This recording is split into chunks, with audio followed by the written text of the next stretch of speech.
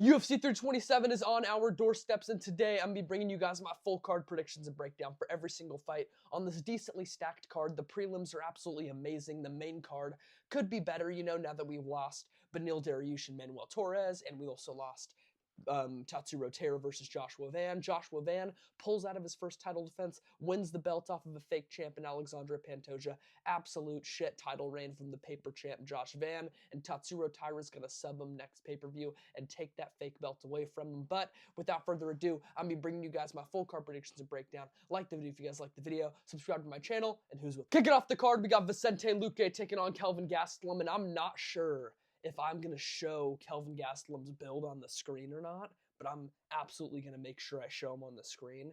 He's so fat, man, and out of shape. 5'9" middleweight, can't make middleweight. It's absolutely ridiculous. He missed weight in his last fight against Dustin Stoltzfus. I'm not actually sure if that was his last fight. I think it was his last fight.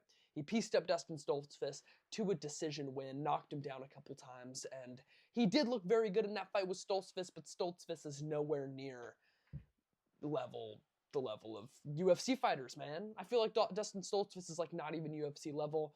Vicente Luque, he's all right. He definitely could have been better when it comes to his return back from the Jeff Neal fight. He got absolutely slimed out by Jeff Neal. He got smudge grappled by Bilal Muhammad. He got TKO'd by Joaquin Buckley, where he kind of quit on the ground and everyone kind of thought that he was done.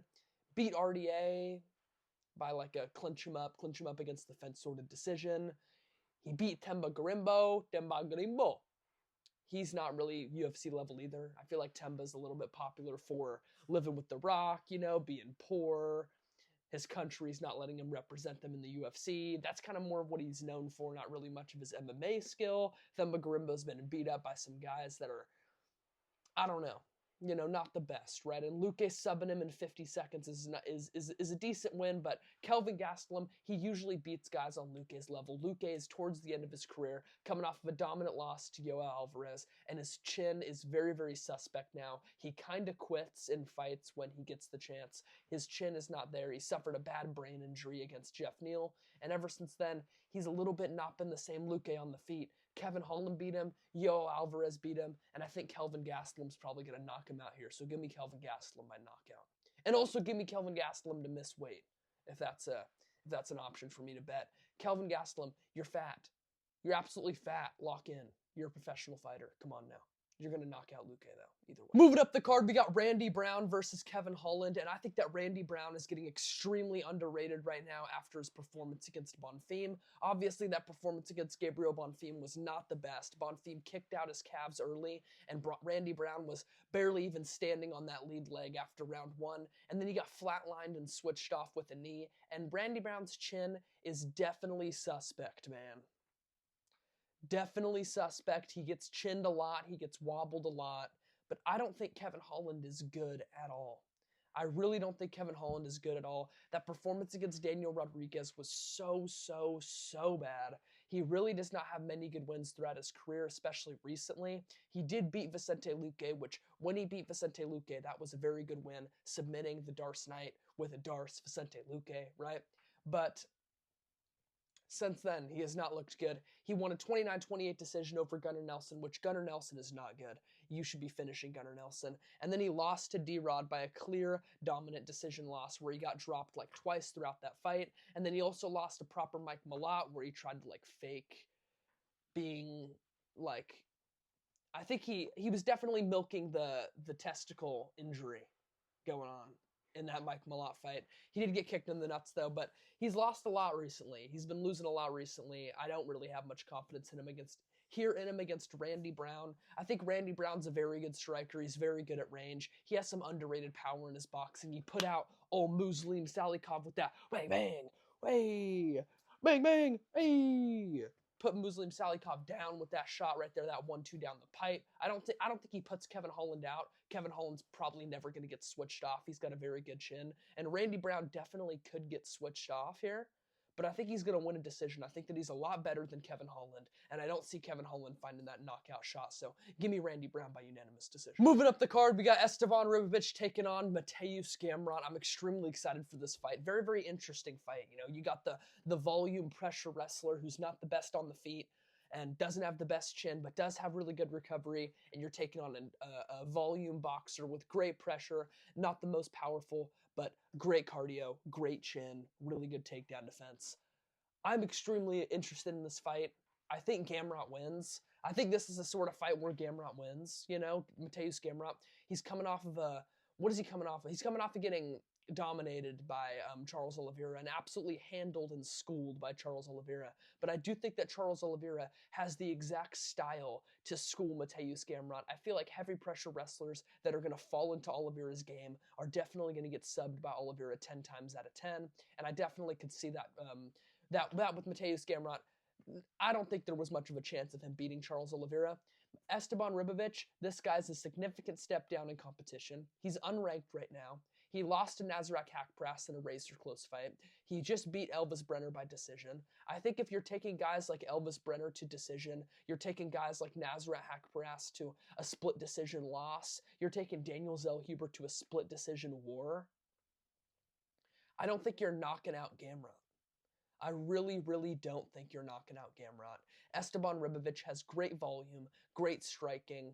He's real tough. He's got good cardio, but I think that Gamrot's going to find his takedowns like he does in almost all of his fights. He's probably going to shoot once, twice, 3 times, 4 times, 5 times, and eventually, you know, you can't stuff him forever on Mateusz Gamrot. His cardio is very well, his chain wrestling is very well, so I'm going to take Mateusz Gamrot here by unanimous decision. Moving up the card, we got Aaron Pico taking on Patricio Pitbull, and Aaron Pico absolutely has to sleep Patricio Pitbull out cold. The way that people are talking about Aaron Pico right now after his fight with Lerone Murphy, it makes me sick, I tell you. It makes me absolutely sick. He did not look that good against Lerone Murphy. I get that he was landing a lot on Lerone Murphy, but he was swinging so crazy. He was swinging so reckless. He was walking into the pocket, just wandering in with his hands down. He wasn't getting his takedowns, and every time he did, Lerone got right back up to his feet, and Lerone was kind of just waiting to time him with a perfect spinning elbow flatline KO that he landed on Aaron Pico. And I don't really think that Aaron Pico was looking that good in the Lerone Murphy fight because he was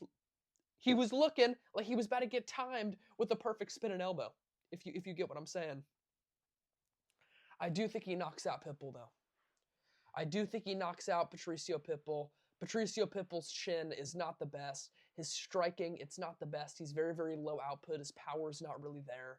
His grappling is good, but in every single fight that I've seen with Pitbull, I really don't even understand what he really does even well. His fight with Dan Ige was a pretty boring fight. Not a lot happened. He kind of won with the one takedown that he got in round 2. And then in his fight with Yair Rodriguez, it was kind of another nothing show until round 3 when Pitbull got dropped and then kind of beat up on the ground. And Yair still is just not very good in my opinion. I think Pitbull gets knocked out. I think Pitbull gets slimed out here. I'm taking Aaron Pico by knockout. He has looked very good on the regional scene. I know that he's been knocked out a few times, but he looks very dominant. He looks very powerful when he wins, and I think he's going to have another one of those performances here against Patricio Pitbull. So give me Aaron Pico by first round knockout. Moving on to the main card, we got Nate the Train, baby. Opening up the main card, taking on Cub Swanson, man. Nate the Train. Let me tell you guys about Nate Landwehr, man. Nate Landwehr holds a special spot in my heart. He's absolutely one of my most loved fighters in the whole UFC. Nate the Train, baby. Makes me want to cry, man. Love Nate the Train. You already know. You already know what it is with Nate.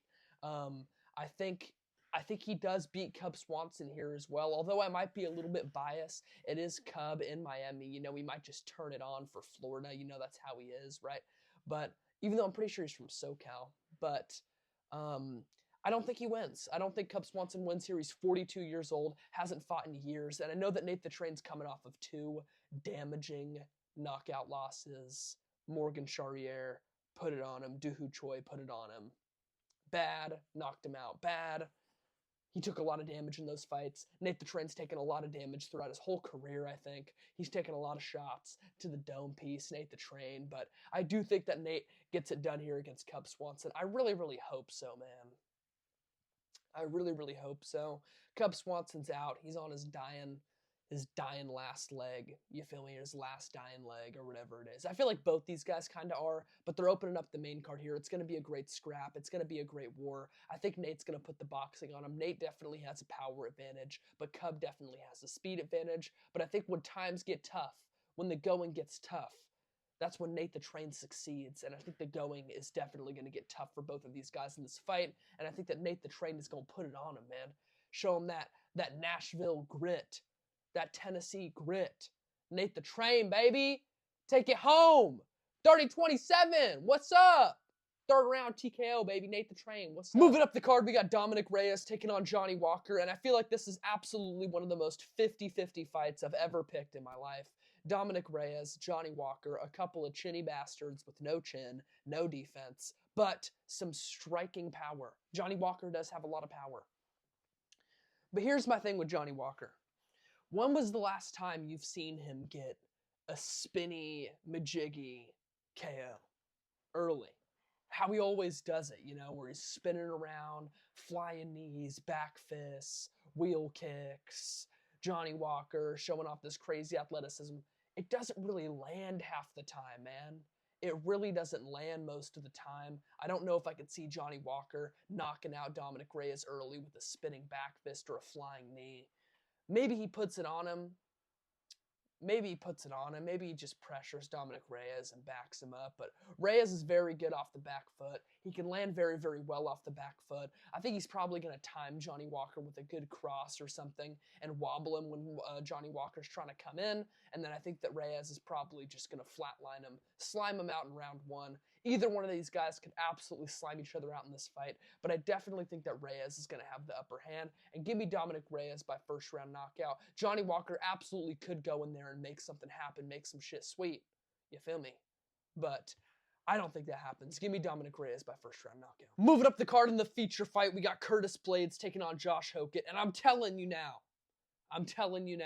hammer that Hokett money line. By TKO, baby. Hokett's knocking him out. Yeah. That's what's happening. Josh Hokett, he's knocking him out. His last performance Josh Hokett had against Denzel Freeman, and Denzel Freeman is a legit prospect, man. This guy finished Steven Asplin on the regional scene, was undefeated going into the UFC, looked pretty good in his debut, took no damage, 30-27, cleaned this guy up named Markic Burek or something like that. It's like Bruchek or something. He's a Polish guy.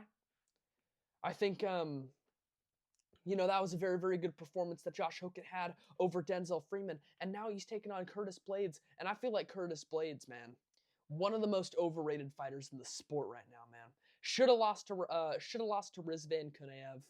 Before that, beat Jelton Almeida by weird TKO that wasn't even good, really, and it was an awkward moment where Almeida got his head stuck under Blaydes' belly, and Blaydes was just ground and pounding his head that was trapped under there, but Almeida was dominating him and 10-8'd him in round one, but then in round two, Curtis Blaydes just flipped the script and did something like that. He's been flatlined a bunch of times in the UFC. His striking looked absolutely awful against Kunaev. I think Hokett's going to dance around him and TKO him and break him and drown him and just break him. I really, really hope that Hokett doesn't. I like Josh Hokett. He's cool for the division. I think if he beats Curtis Blaydes, chances are he could just be getting a title shot. He's probably going to make the press conference absolutely amazing. He's probably going to make the post-fight interview absolutely amazing after he wins. This could be an amazing example of when trash talking goes wrong, but I'm not backing with that this time. Give me Josh Hokett by third round TK. On to the co-main event. A little bit unsure why they decided to make this fight the co-main event as it was a prelim before the title fight got removed for this card. But Paulo Costa is taking on the number 6 ranked light heavyweight Azamat Murzakanov. And this is extremely weird matchmaking in my opinion. But I do think that Paulo Costa is going to win, man. That middleweight speed, that middleweight athleticism, that lighter man's skill. I think it's going to be absolutely apparent in this fight. Paulo Costa, he's shredded to the bone. You look at a guy like Azamat Murzakanov, he's like 5'9" and flubby. But he's extremely powerful and he's decisively quick. He's unexpectedly quick. But I feel like Paulo Costa is going to keep the kicks at range. He's going to be sniping Azamat Murzakanov. This is a very 50-50 fight in my opinion. Murzakanov could chin him. Murzakanov very well could chin him. But I like Paulo Costa's chances in this fight. He looked very, very good against Roman Kopylov. He's looking good recently in his UFC career. I get that he's ranked like 13 at middleweight or something, and Azamat Murzakanov has some good wins at light heavyweight. But I don't feel like Rakic in 2025, it's not the best win. Alonzo Menafield, it's not the best win. I know we knocked out somebody else. Brendason Ribeiro, who, like, not the best wins. You know what I'm saying? I think Costa beats all of these guys. And I think Costa beats Azamat Murzakanov. He's going to expose a new hole in his game. And that hole is going to be getting kicked to the body. I think Paulo Costa is going to hammer some spin kicks to the body, rear body kicks snapping, push kicks to the body snapping. I think he's going to stun Murzakanov with those body kicks early. I think he's going to shock him with those body kicks. I think the boxing, Costa's going to be faster. I think the power is, of course, going to go to Murzakanov. If Murzakanov lands clean, he could absolutely switch off Paulo Costa. He switches off almost everybody he fights. This is an extremely interesting fight.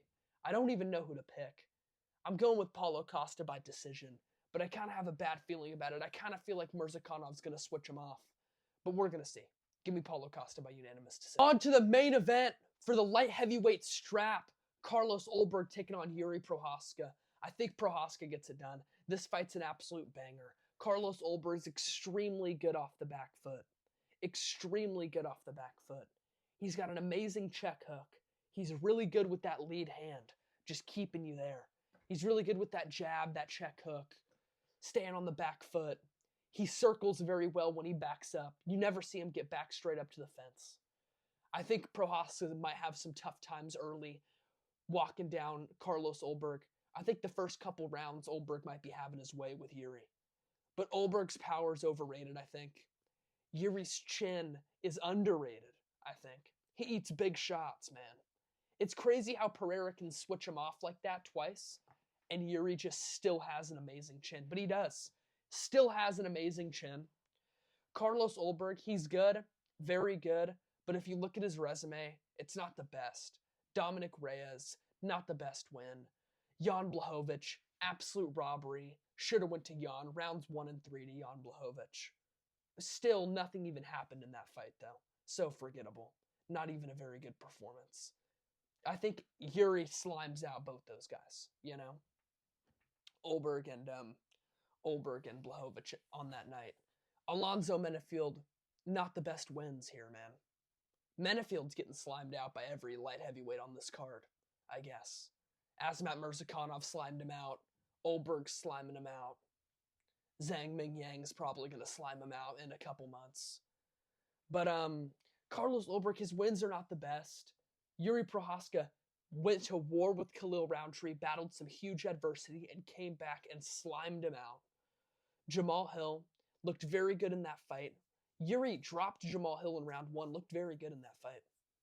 I get that he lost to Alex Pereira, but nobody's been able to beat him on the feet. Nobody's been able to switch him off on the feet and beat him on the feet, except for Alex Pereira and King Mo. Don't forget about King Mo, man. King Mo slimed out Yuri Prochazka in Risen, or whatever it is, all right? But I'm taking Yuri Prochazka. I think Yuri Prochazka gets the strap. And new light heavyweight champion, baby. Yuri Prochazka, baby. Woo! I think he gets it done. I think Yuri gets it done. I'm taking Yuri and new light heavyweight champ. This fight's extremely interesting, but I think he's going to break Ulberg in the later rounds and knock him out. But anyways, if you guys like the video, subscribe to my channel. This video is getting mad long, so I'm going to cut it to a wrap. I'm going to cut it to wraps here right now. But please subscribe to my channel. If you guys like what I'm doing, I need more subscribers, man. I'm trying to go viral. I'm telling you guys, I got the potential. I just got to build the audience, man. So just, you know, if you guys enjoyed the video, that's good. I'll see you guys later. And I'm probably going to make a video about Yuri Prochazka and Carlos Ulberg soon. I'm sure that's going to happen this week. And then I'm probably going to make some sort of video recapping the fights. And yeah, I know it's been a while. It's been like a week since I've posted on here. I'm getting back to it, y'all. I'm sorry. Please like the video. Love you guys all. See you later.